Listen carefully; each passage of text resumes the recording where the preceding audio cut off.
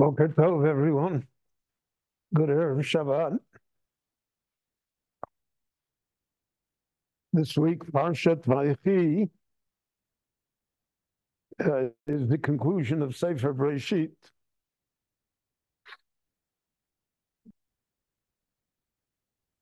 And the Parsha concludes naturally with the blessings of Yaakov Avinu to his children and grandchildren,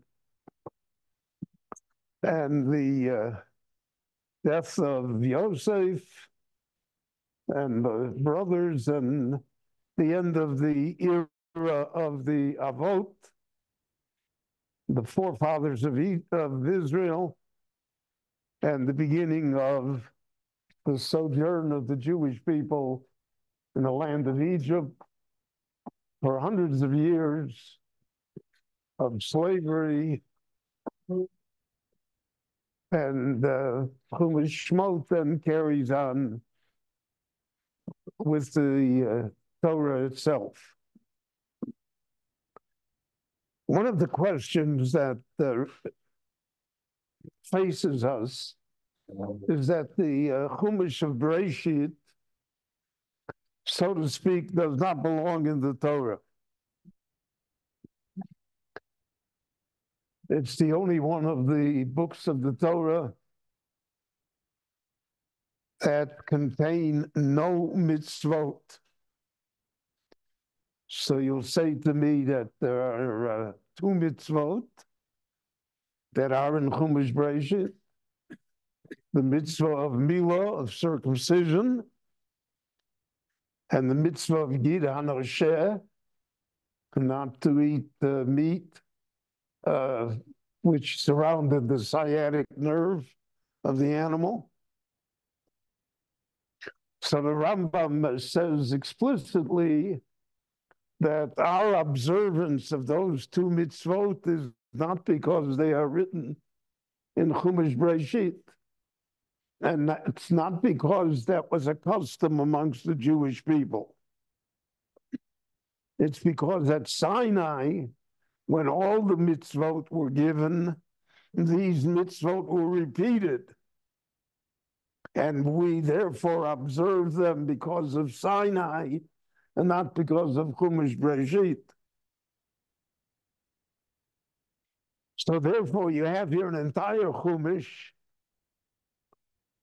that has, practically speaking, no mitzvot to it, and is history, story, biography, whatever you want to call it.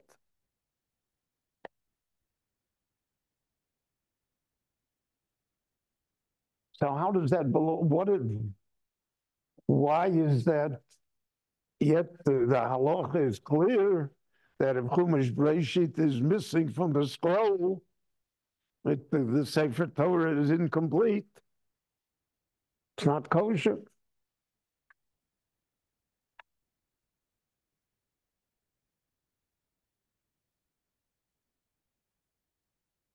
So there are different theories that we can follow regarding understanding the necessity for Chumash Breshit to be in the Torah.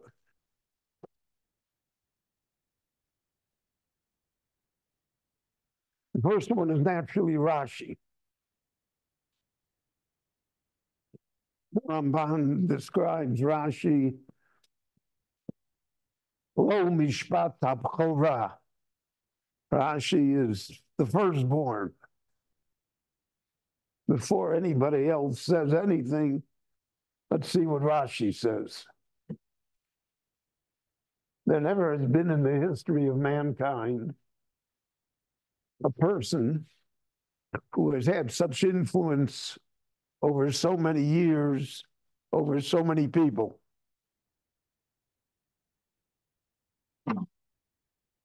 It is Rashi that opens for us the Talmud. It's unimaginable for us to be studying Talmud without Rashi. And Rashi also opens up for us the written Torah, the Chumash, as well as Nevi'im and Ksuvim. There's no way to really estimate the greatness of Rashi. He's one of the pillars of the Jewish people over the ages. So Rashi is the one that raises the question immediately. On the first words of the Torah, in Chumash Bereshit bara Elokim es hashamayim v'es haaretz. Rashi quotes Omar Rabbi Yitzchak. Now, we don't know who this Rabbi Yitzchak is. There's some that say that he appears in the Medrash. So it's very hard to find that Medrash. Others say that it's a reference to his father. Rashi was Shlomo ben Yitzchak, and Rashi was called Yitzchaki. Anyway, Rashi says, Omar Rabbi Yitzchak. Rabbi Yitzchak said, Lo hoya ha-Torah lahaschil. The Torah should not have opened up with Bereshis bara. Elo me'achodesh hazeh lochem. The Torah should have opened up in the middle of Parshat Bo, when the Jewish people have the first mitzvah of Rosh Chodesh.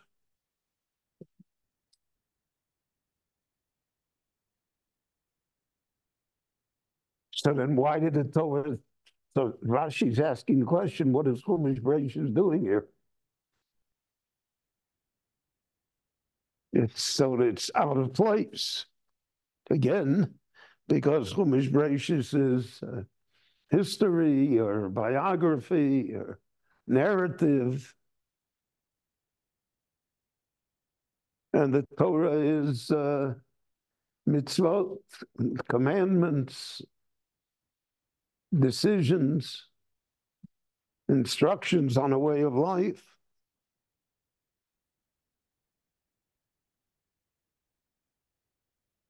So Rashi answers, again, in the name of Rabbi Yitzchak, that the whole reason here is Eretz Yisrael, the land of Israel. Koach Masav Higid Lamo, the Rabboni Shalom, who created all of the universe. So he's in charge. So Rabbi Yitzchak said, when the non-Jewish world will come and say to the Jewish people living in Eretz Yisrael, Listim atem, you're occupiers, you're robbers, you threw the other people out. So what will we answer? So for a long time, Jews feel defensive about these things.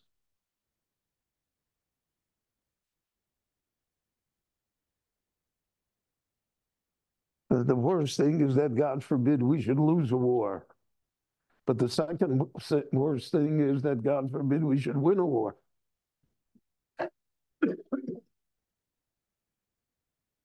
Jews are defensive about this.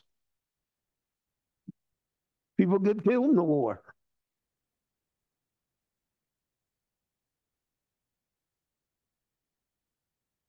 So the Western world, which experienced wars in the 20th century that killed 40, 50 million people, so that was acceptable. It's not a problem.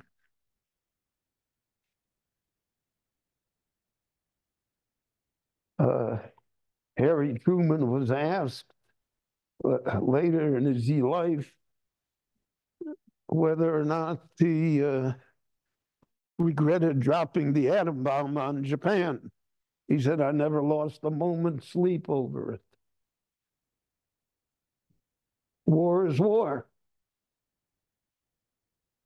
He was out to save 1 million American lives at the cost of 150,000 Japanese lives. But when you're in a war with Japan, that's what happens. Especially since Japan began the war. But Jews are defensive about it.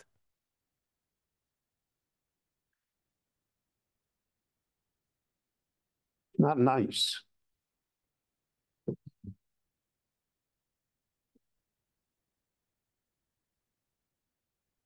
So therefore, the Jews came up with all sorts of answers. The United Nations gave us a resolution. We're entitled. We have agreements with the Arabs. We have the Oslo Accords.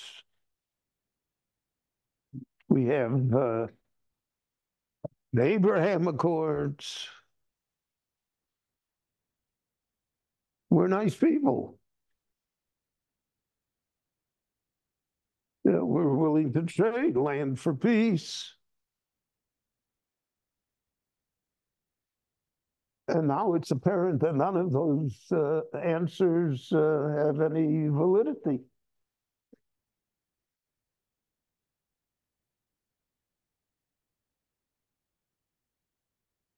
So you have thousands of radicals in the United States that block the American airports because of the fact that they say that the Jews are listim them. You're robbers. You're occupiers. So Rabbi Yitzchak had given us the only answer that is valid, the only answer that can stand the test of time and circumstance, is that the earth is the Lord's. The Rebbeinu Shalom distributed it according to the way he wanted to distribute it. You're going to ask why? So one of the problems in dealing with heaven is that we never know why. But we have to accept it, that that's the way it is. So therefore, according to Rashi, the whole Chumash Breshit, and if you will follow it through as we will, is to explain that Eretz Yisrael belongs to the Jewish people, and that is a basic, fundamental pillar upon which everything is based. Rashi will say later, he'll quote a medrash in Chumash Dvarim, that the mitzvot that a Jew performs in the diaspora outside of Eretz Yisrael, so in other words, 1,800 years of mitzvot, are not really counted as mitzvot. They're a dress rehearsal for performing mitzvot in Eretz Yisrael. Because only mitzvot in Eretz Yisrael are the real thing. And Rashi quotes that, because that's Rashi's opinion. See, the genius of Rashi is what he quotes and what he doesn't quote. To Rashi, everything was open. And we all know there are conflicting ideas in Medrash, there are conflicting theories. What does Rashi choose to quote? So Rashi is telling you his opinion, as to what the basis of Judaism. The basis of Judaism is that Eretz Yisrael belongs to the Jews. And it belongs to the Jews because God gave it to us. And that's why we are so attached to it. Aniyah davar kamo, has this ever happened before, that a people should be away 1,800 years and come back? Are the American Indians coming back? Are the Anglo-Saxon tribes coming back? Are the Gauls coming back? The Huns?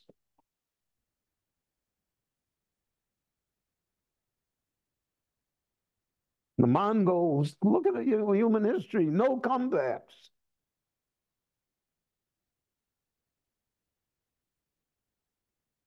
But for 1,800 years, the Jews said, this is our country.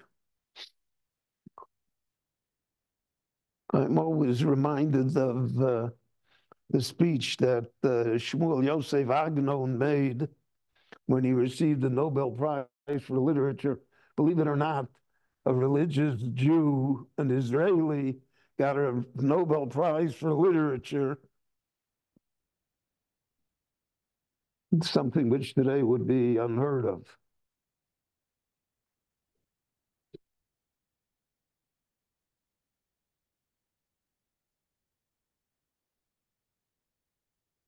You get a Nobel Prize for saying that the world is going to end in 10 years. And the problem is that then you have to cash the check immediately. So Agnon, speaking to the king of Sweden, who was giving him the prize, said to him, my name is Shmuel Yosef Agnon. I am a citizen of Jerusalem, but by historical acts,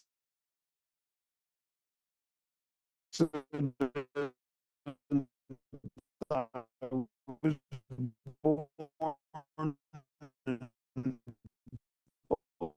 born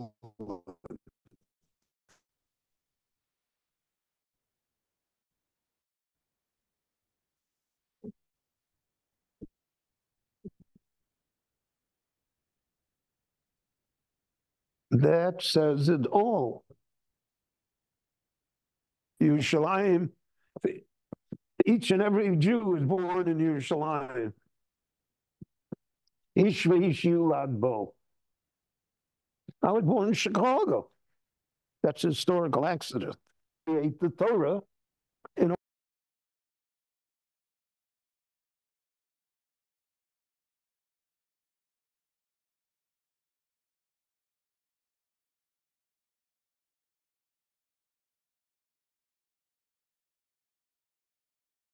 waited. The land also is a strange place. Nobody else was able to produce oranges here.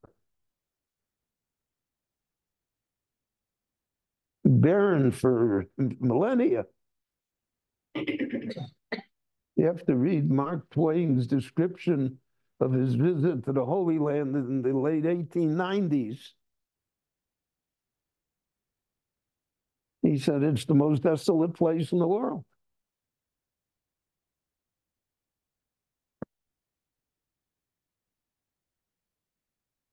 So Koach Ma'asav, the greatness of God, is reflected in our relationship there to Israel. And the Navi says that. Zocharti ani es brisi Yaakov. I will remember my covenant with Yaakov. Zocharti ani es brisi Yitzchak. I'll remember the covenant with Yitzchak. Zocharti ani es brisi Avraham. I'll remember my covenant with Avraham Avinu. There'll come a time when they will be forgotten. Yaakov is Torah. There'll come a time that people did not study Torah. And Yitzchak's avoda, there'll come a time that people will go to the temple and not to the synagogue. And Avram is Gemilas Chasodim, there'll come a time when people won't feel so generous. So then the Novi adds, V'ho'oretz ezkor. I will remember the land. The land is our basis. The whole Torah is built upon it. And therefore, that's why Chumash Bereshis is not only part of the Torah, but begins the Torah, because without Chumash Bereshis, there's no Torah. Without Eretz Yisrael, there's no Jewish people.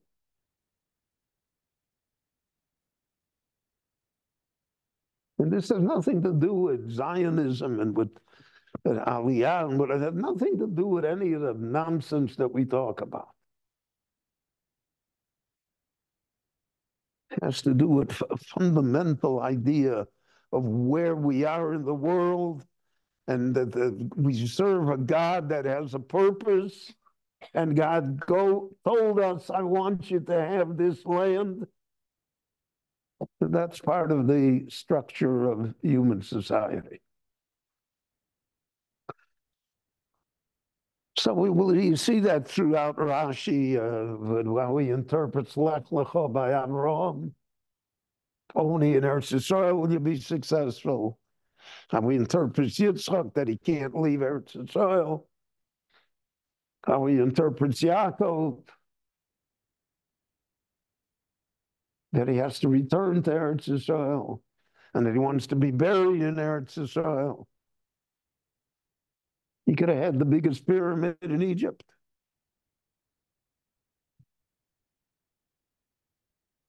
So Rashi's view of the matter, I think, is pretty clear. The Ramban, Ben Moshe ben Nachman, always quotes Rashi. He's the one that I mentioned, said, Lo Mishpat Abchora. He's the first, we have to deal with him first. The Ramban has a different theory. At Chumash Bereshis says, Masei Ovo Simon Labonim. Chumash Bereshis is prophecy. It's not narrative, it's not history, it's not biography. It's commentary on current events and prophecy on the future. And in order for the Jewish people to survive all of the challenges that we have faced over the many millennia, we have to have some sort of guide. It cannot be from the op-ed page of the New York Times.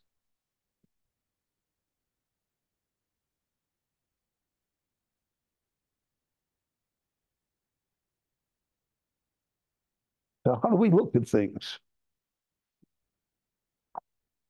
Where do we look to find some sort of understanding and solace, purpose and comfort? So the Rambam says we look in Chumash Bereshis. So first in the Chumash Bereshis we see that a world can be destroyed. The Mabul comes. It's very possible for humankind to destroy the world.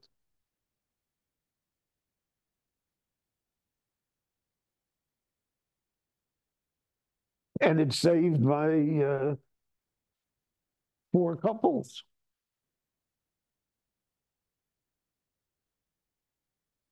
The power of the individual, which is the real message of Chumash Bereshis, is that it's people, it's the individual that determines what happens.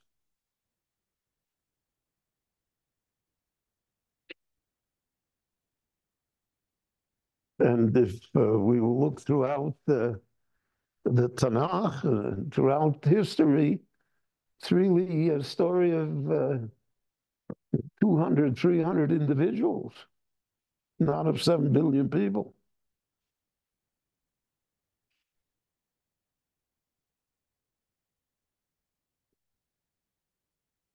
So then come Avram, Yitzchak, and Yaakov, Sarah, Rivka, Rachel, Leah, who are the parents of the Jewish people.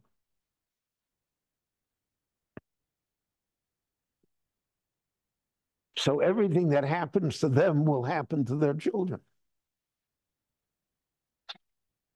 They will suffer exile. They will suffer disappointment. They will suffer that their own children will be their own enemies. They will suffer dissension within the ranks.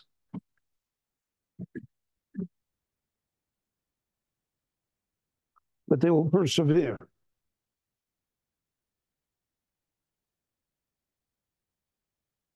Now, if the Torah would not have recorded for us the troubles and vicissitudes of the Avos, the Mohos, so we would be unable to survive.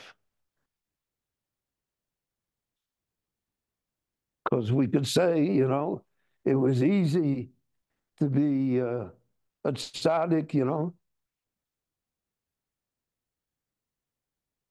You're living in a perfect environment. You have all the money in the world that you need. The Lord grants you health and longevity. But what if that's not present? So then you have the ability to say that we're going to chuck the whole thing, forget it. So the Torah describes in detail the troubles of our ancestors. Avram has to go into exile into Egypt. Jewish women are taken as captives, molested.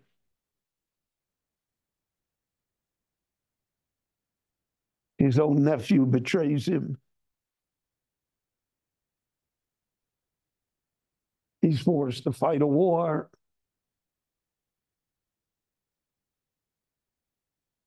He wants to buy a burial plot.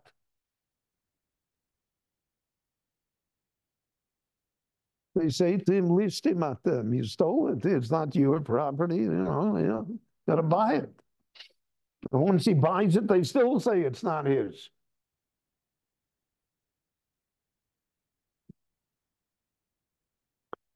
So that's the Maaseh of Osim and Labonim. When that happens to us, as it happens, so we see ourselves as part of this great chain. We see ourselves as being Avram, Yitzchak, and Yaakov, Sarah, Rivka, Rachel, Leah, with all the troubles.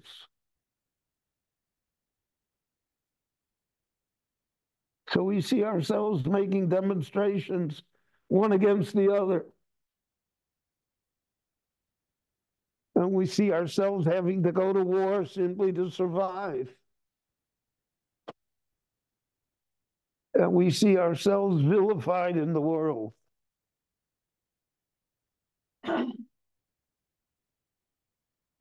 having no place. We thought we had a place. When I grew up, every Jewish family wanted that their child should go to Harvard.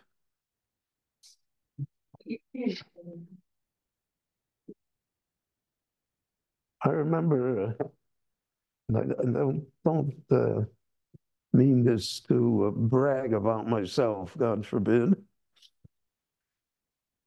but I had a full 3-year scholarship to the University of Chicago Law School. If you graduated the University of Chicago Law School with good grades, so then you would be taken almost automatically as a clerk to a Supreme Court justice. And if you were a clerk to a Supreme Court justice, afterwards, the biggest law firms in the United States would hire you, and you're on the road to great success.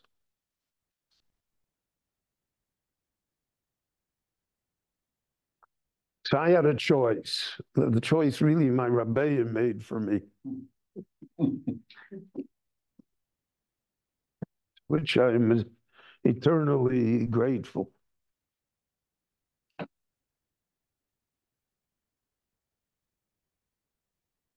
The yeshiva, my Rabbi wanted me to stay in the yeshiva for another few years.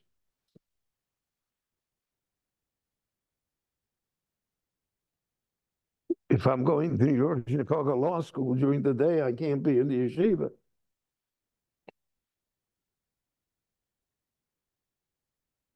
And people from my father's synagogue came to our house to tell my parents to make sure that he goes to the law school.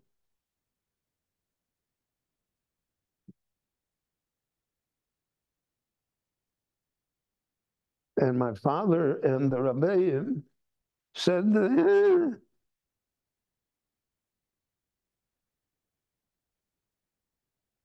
So I didn't go to the law school, for which I'm eternally grateful. I remember when I called up the dean and I told him that I'm not taking the scholarship and I'm not going, he almost dropped dead on the other end of the phone. Chutzpah.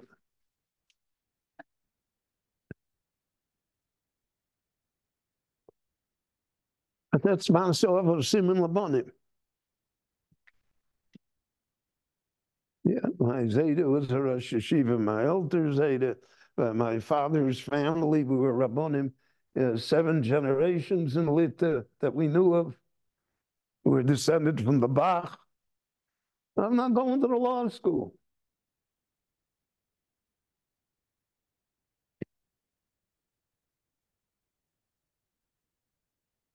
So that's what the Ramban says. That's Chumash Bereshis. It's Maaseh of Simon Labonim.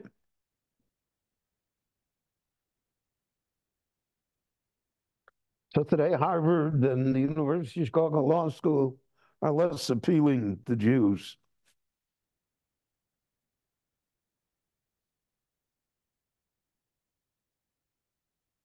But that's also part of Maaseh of Simon Labonim. One day they say, Nasi Elokim Atov B'Salcheinu, you're the Prince of God. Whatever you want. We're honored to have you, Abraham.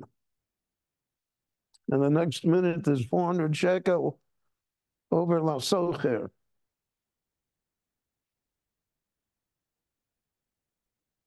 Well, there's a lesson there. The Ramban says that without Chumash Bereshis and the lesson, we would not be able to continue with Torah. We would not value it. We would not appreciate what it is for us. And therefore, that's what the Chumash Bereshit came to teach us and to guide us. So we have here 2 different theories. I really had 2 more to discuss, but the time is over. But think about it, why Chumash Bereshis is here. And at the end of Chumash Bereshis, we will say, Chazak, Chazak, V'niz Chazak. It's a time we have to be strong and strengthen others as well. Shabbat Shalom, everyone, and stay well. Saturday night, there's a lecture on Ulysses S. Grant. There's also Yibum Bereshit. Yeah, also, yes. Which we know only as Parsha. That's right. Thank you very much.